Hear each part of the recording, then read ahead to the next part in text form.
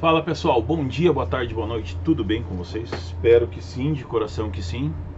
Ah, Continuando a nossa revisão ali, vamos falar um pouquinho sobre as proteínas, tá? Que são macromoléculas que são formadas por um ou mais polipeptídeos. Os polímeros dos aminoácidos, né, são a organização deles, nos quais estão arranjados de uma maneira única. Todas elas são formadas por carbono, hidrogênio, oxigênio e enxofre. A presença do fósforo nessas macromoléculas é rara e elas são extremamente importantes para os seres vivos, sendo, por exemplo, responsável por formar mais de 50% da massa seca da grande parte das moléculas. Além disso, elas atuam como catalisadores, elas alteram a velocidade de uma reação, podendo deixar essa velocidade mais rápida ou mais lenta. Atuam na defesa do organismo e em várias outras importantes funções. Eu coloquei, anexei no material um mapa mental ali das proteínas, bem legal, garanto que vocês vão gostar, tá? Olhem ele e analisem o material que está em anexo. As estruturas proteicas, elas se subdividem, né? A estrutura tridimensional de cada proteína é determinada pela sequência de aminoácidos que compõem ela, e daí elas formam cada peptídeo diferente, né? Então eu tenho a estrutura primária, por exemplo, de uma proteína, ela nada mais é do que uma sequência de aminoácidos simples, e ela determina a estrutura secundária ou terciária dessa proteína. A minha estrutura secundária, ela se forma quando ocorre a ligação entre os elementos repetidos da cadeia principal polipeptídica. A junção desses elementos são por meio de ligações de hidrogênio. Então eu sempre vou ter um radical, um grupo carboxila que vai se ligar a ela, e todas as ligações são por pontes de hidrogênio. Observe-se assim que as cadeias, quando elas estão torcidas, dobradas ou enroladas sobre elas mesmas, pelas ligações com as pontes de hidrogênio. A estrutura terciária, ela corresponde à forma adquirida por um polipeptídeo depois da interação de suas cadeias laterais. Então você tem mais dobras e mais enrolamentos nessa proteína. E a estrutura quaternária é uma associação de duas ou mais cadeias polipeptídicas. A partir disso, nós temos toda a estrutura de proteínas e o que ela vai fazer de benéfico no organismo, tá? Como aumentar a velocidade das reações químicas que ocorrem a nível celular, como deixá-las mais lentas e assim por diante. As proteínas, elas se desnaturam muito facilmente, tá? Então, quando elas formam essa estrutura tridimensional, ela pode ser desfeita de acordo com efeitos do meio ambiente em cima dela. Fatores como a luz, a temperatura, podem desnaturar as proteínas. Então, quando ocorre isso, a gente diz que ocorreu uma desnaturação proteica, porque ela se desenrola e perde a sua forma original, porque as ligações entre as pontes de hidrogênio são simples e bem frágeis, né? Quando a proteína perde a sua conformação, ela também perde a capacidade de exercer as funções no organismo.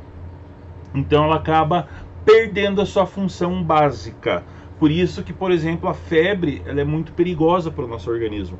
Porque a partir do momento que o nosso organismo, que nós temos febre, né, que já é considerado febre depois dos 37,5, 38 para frente já é considerado febre.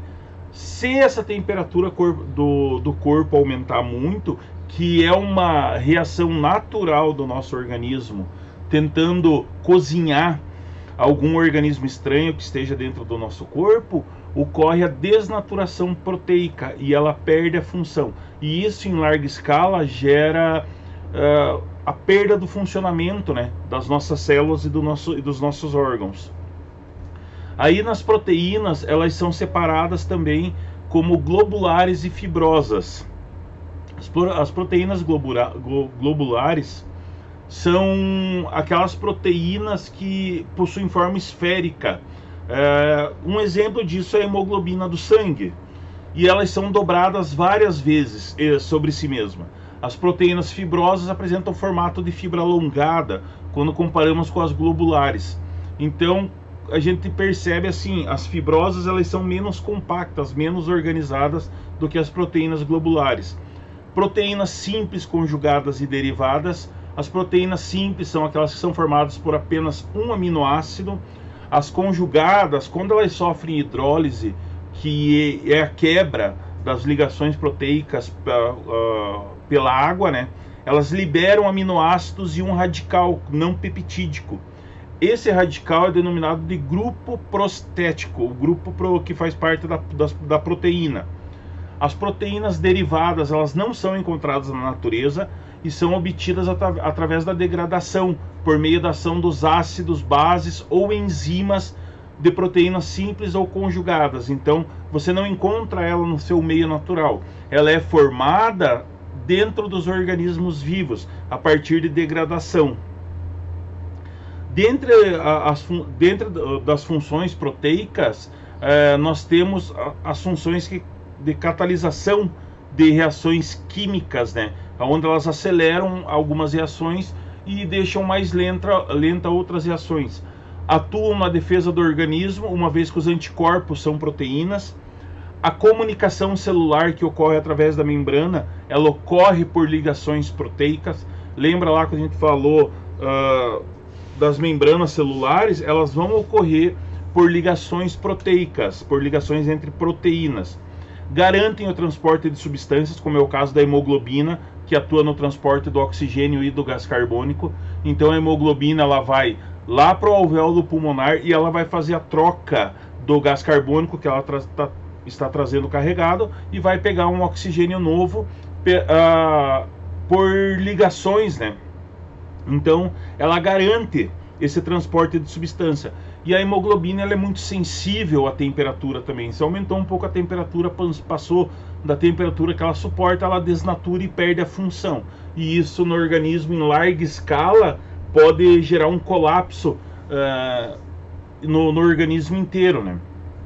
Promovem a sustentação dos tecidos, como é o caso do colágeno, que atua na sustentação da pele.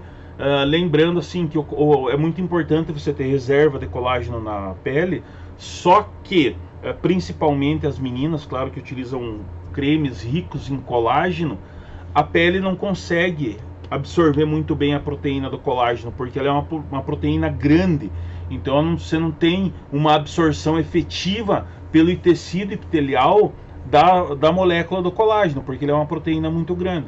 Então é mais eficaz você tomar gelatina, por exemplo, que você vai disponibilizar uma quantidade grande de colágeno para o organismo, do que passar grandes quantidades de creme na pele. Alimentos que são ricos em proteínas, nós temos os mais variados, tá?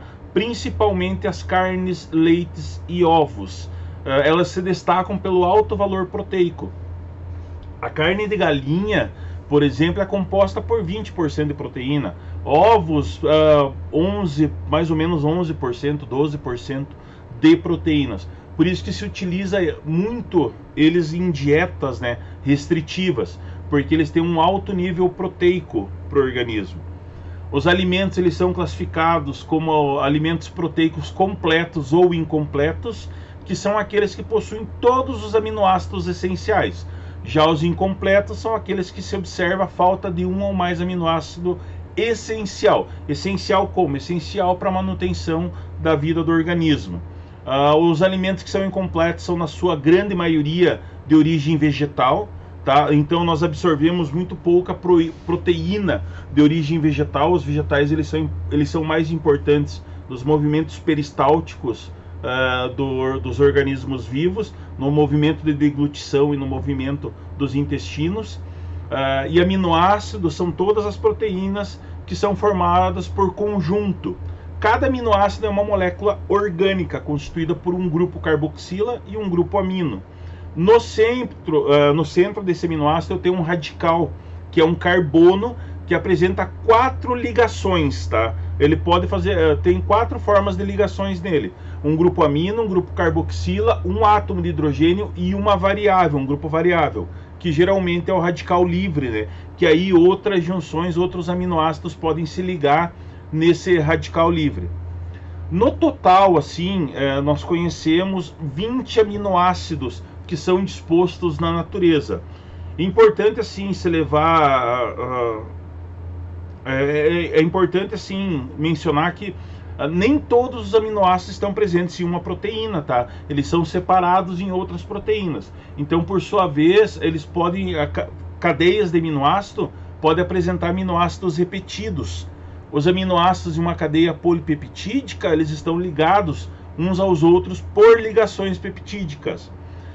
Dentre os aminoácidos que são encontrados na natureza, a gente tem a alanina, a argina, a aspargina, a estina, a isoleucina e assim por diante, tá? Que são aminoácidos que são encontrados na natureza. Desses, na natureza, que eu digo assim, nos alimentos, na carne, na proteína, no que nós ingerimos como alimento, certo? Dentre esses, alguns são essenciais, porque eles não são obtidos com a alimentação básica nossa. Então, para os seres humanos adultos, nós temos 8 aminoácidos essenciais: a isoleucina, a leucina, a lisina, a metionina, fenilanina, a treonina, o triptofano e a valina. Então, dentro desses 20 aminoácidos que são presentes na natureza, esses 8 são essenciais para os organismos humanos. Lembrando que as proteínas são macromoléculas muito grandes, né, que possuem comunidade básica o aminoácido. Atuam nas mais variadas funções do organismo, estando relacionados, por exemplo, defesa, aceleração de reações químicas, transporte de substâncias e comunicação celular. As proteínas, elas apresentam diferentes configurações tridimensionais, que são as organizações primária, secundária e terciária e quaternária, que são as organizações que são feitas pelas ligações entre os hidrogênios, pelas pontes de hidrogênios, né? São encontradas proteínas nos mais diversos tipos de alimento, mas em maior quantidade nas carnes, leites e ovos, que são os alimentos mais ricos que compõem essas macromoléculas. Espero que tenham gostado, pessoal. Qualquer dúvida, pode enviar. Olhem o material em anexo. Lembra de olhar o mapa mental, que ficou show, tá? Um mapa mental bem bacana e vocês vão gostar. Um grande abraço, um grande beijo e até a próxima aula.